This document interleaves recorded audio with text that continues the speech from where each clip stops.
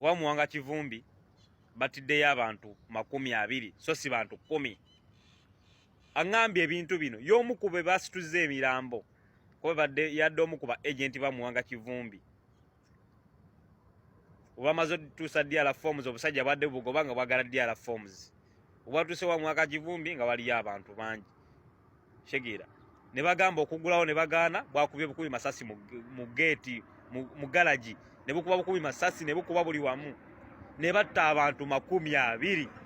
Ko mwana ngambye wamaze ne batandika ositula emirambo ng'ebagiteeka ebbali ku kkubo basitula emirambo ne babala emirambo 10 ago 2 nga abantu be basse. Naye ekyennaku ekyabaddewo omusirikale omu kubadde bakuba abantu abo yalabye akaana ng'olwo basimbiza layini abasigaddewo n'agamba yadde abakulira nti afande oyo omwana mmumanyi. N'amubuuza gwe Aisha wazze nani wano? Akaana ne kamugamba nazze ne mukulu wange yuno waneeno. Omusirikale n'ababuuza ate mama wa mwaliwa? Amwana n'amugamba mama yoyo omu ku bantu be musse yoyo. Omusirikale n'akwata ku mutwe n'agamba nfudde tusse neiba wange. Kitegeera mwana abantu be NRM muli babi nnyo. Omuntu wagira NRM mwana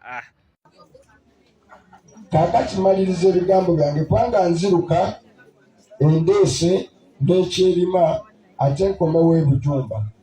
Eyo yonna nziika baki bantu bakoze eki battibwa waka. Saba Mukama Katonda abanywezi mu buli kibi Mungu atuweemu ekiki ekirungi. Amaka gano maama taata nange munsonyiwe.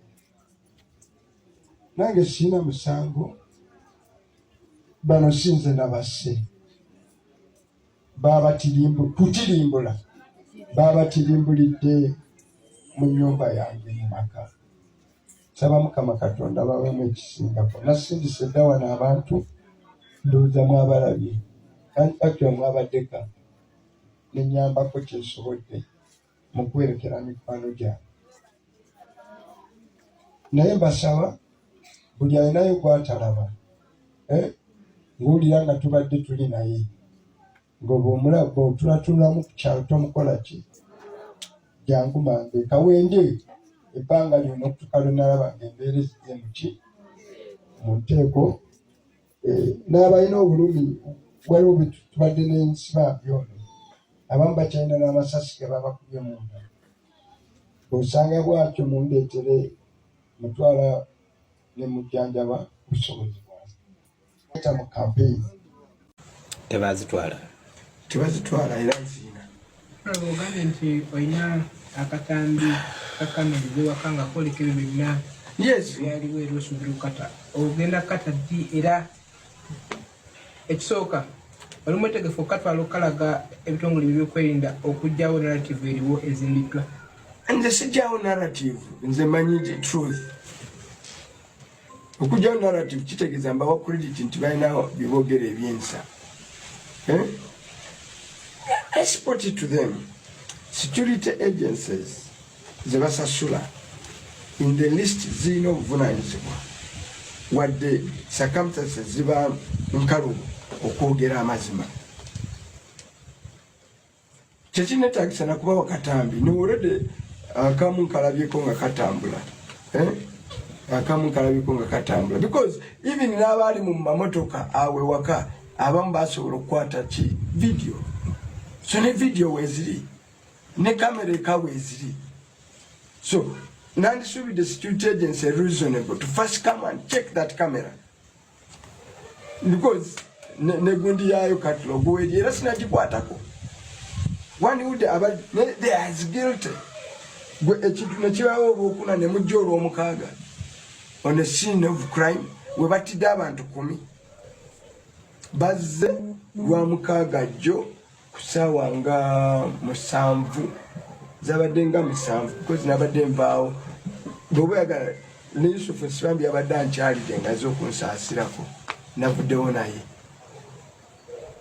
utegedde. So okizo kya crime batidde abantu 10 ne mujjawo era babaddewo katono ne bamala ne bakola ki ne bagenda ba gentlemen bebaze babadde bageza kupima obuwa omanye akumpi ne wake wali ekkubo erigenda ku district nga bapima buwanvu kyobuli okuva ewaka okutuuka ku kkubo erigenda nga tebali willing twamazina baga nemwe baggayi byemwogera biki bimupima biki muze ku investigate mutuke ku scene of crime kubanga ne hipu y'engatto wezimu zaba zikyalinawo abantu banazirondawo ebigoye by'abantu byebatta ng'abantu babatta can you imagine nga babatta ne babambula abakazi ne babatwalira emirambo engoye ne bazirekawo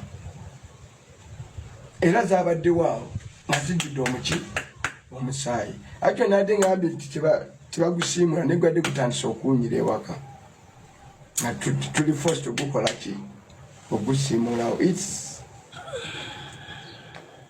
nebogamba nti si kyangu kusanga ku 7 nosangako abakazi 6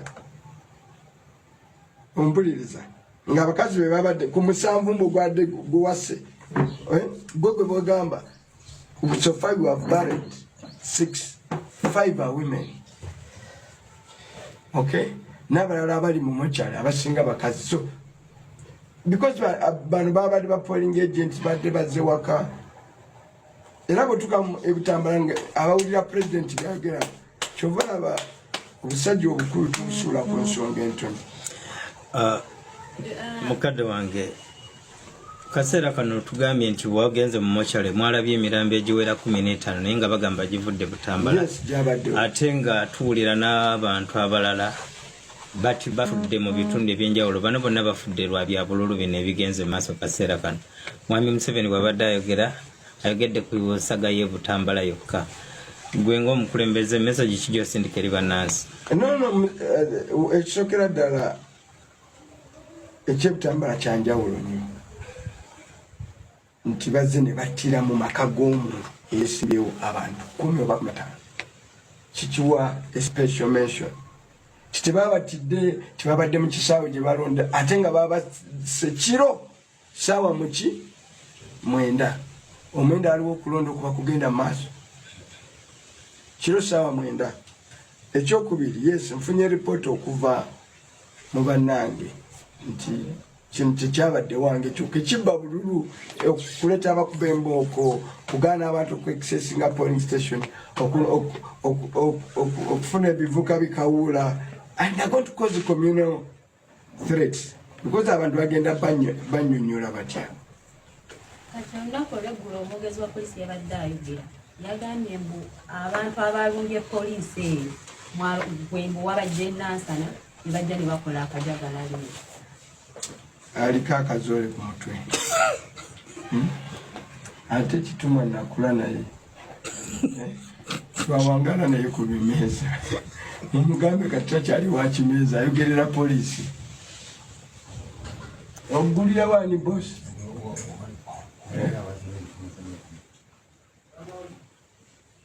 okay nekisembayo okusaide yange okay kituma twali naye aliko akaki nze ndi very true and very honest mu elections zange zonna zemba mbeera ne ba polling agents every single brother of mine relative of mine oba aliiriddewa obenziba y'obululu nteekako ba polling agent aba ali loko ne relative wange atali loko okwavoidinga obagulirira